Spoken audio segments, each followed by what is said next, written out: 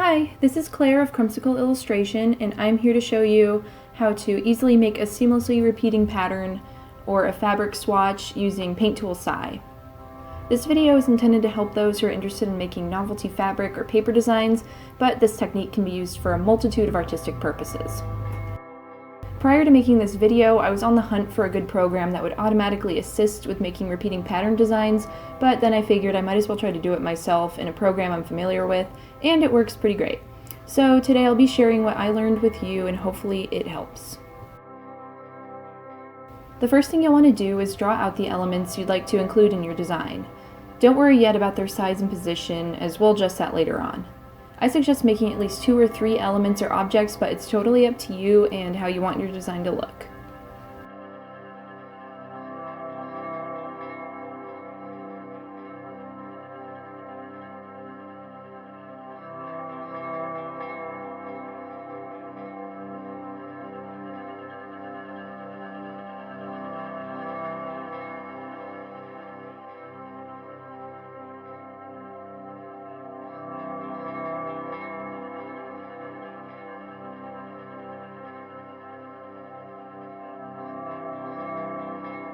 Next, you're going to make a new canvas. The size and resolution is up to you as long as it's a square. I'm making mine 200 pixels squared at 300 dpi.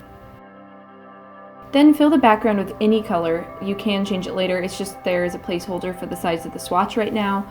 And after that, increase the size of the canvas by a little on each side. This will make it possible to edit the pieces of your objects that overlap the edges of the swatch. Now make sure the objects you drew are combined into a single layer or saved as a PNG with a transparent background, and import them or copy and paste them into your new canvas. Now you'll be able to arrange and manipulate them as you want them to look on your final design. But before you get too carried away, we'll be focusing first on the objects that will carry over from one tile to the next when they're repeated. So place a few of your elements at the edges of the background so that they overlap the blank borders.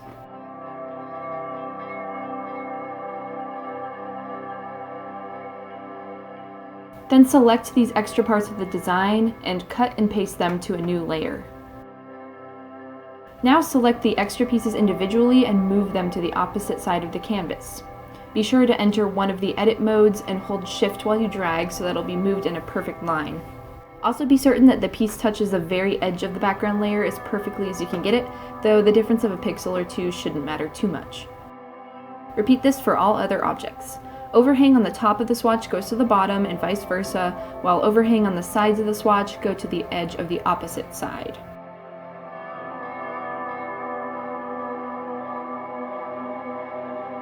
After that's taken care of, you're free to add in more copies of the objects and move them around as needed.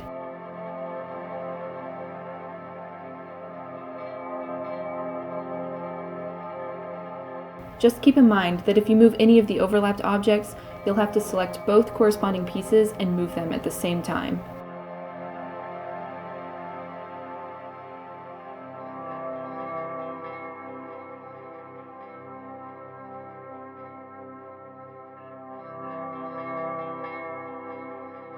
You can also take this time to edit colors and add other background details if you wish.